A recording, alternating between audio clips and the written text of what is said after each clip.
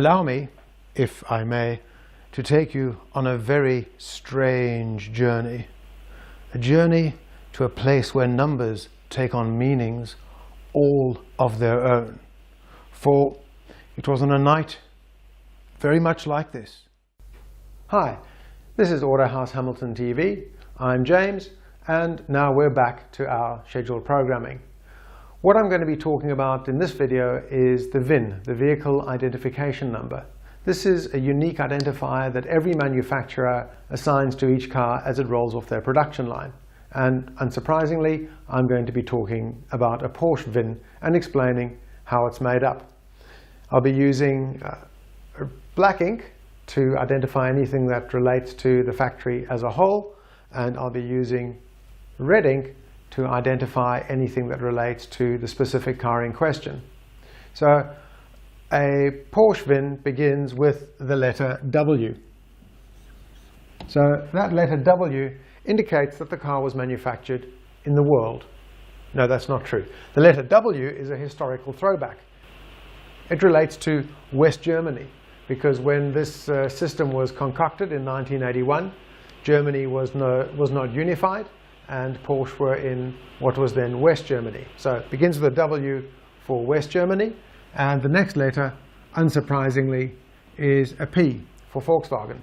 P for Porsche. It's P for Porsche. So WP is how things start.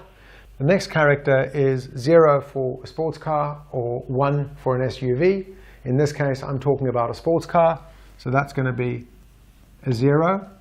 Then for an Australian car, we get 3 Zs. Always 3 Zs. If you've got anything else, it indicates that your car is an import. Then the next 2 characters are the first 2 parts of the vehicle's series code. So if we've got a 99, then we're dealing with a 993 or a 996, 997, or perhaps a 991. Then the next character that we have again is we're back to another Z, and after that we have a year code. In the case of this car, it's a B, indicating a 2011 build, and the next character after that indicates the factory where the car was built. This car has an S for Stuttgart. Other values you might see there would be N, L, U, or K, and those are just the identifying letters for different Porsche factories.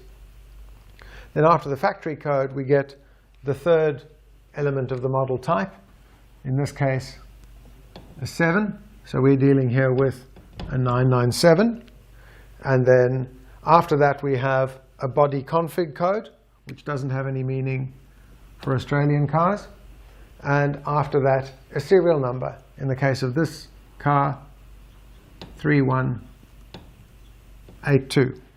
So what we're dealing with here is a Porsche 997 that was built in 2011 in Stuttgart, body type 1, and the serial number is 3182.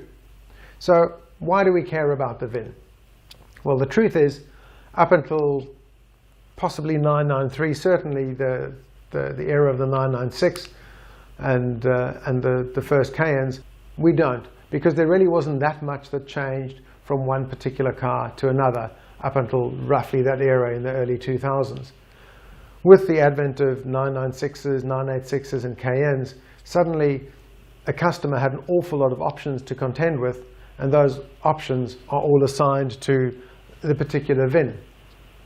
If you go into a Porsche dealership, they'll have their system called PET. I use a subscription service called PartsLink, which is provided by the same people who do PET for Porsche, and it means that if I've got your car's VIN and it's a recent model car, then I can find out an awful lot about the car. So for instance, this is a look at the options list for a Porsche 928 from 1983. And this is a look at the options list from a Macan. And as you can see, they're quite different. Similarly, if you want brakes for your car, if your car happens to be a 911 SC, that tells me pretty much all I need to know about what brakes are appropriate for your car. In the area of the Macan, although certain models will have by default had certain brake combinations, those things would all have been able to be optioned. So without knowing a vehicle's VIN, this is what a Macan front brake selection looks like. And if I've got the vehicle's VIN, then suddenly this is what the brake selection looks like. And it's a whole lot simpler. It lets me identify exactly what brakes are fitted to your Macan, instead of me having to ask you to go out and measure the brake discs and tell me in great detail what's fitted to your car. So that's why VINs are important. It's how they're made up, and that also gives you some insight to how I use them. So if you're going to give me a call with a question regarding your 356B, I'm not going to need a VIN. If you need items for your Cayenne, I certainly will need a VIN. As ever, always happy to hear comments, criticisms, field questions in the comment section down there. And as ever, thank you very much for watching.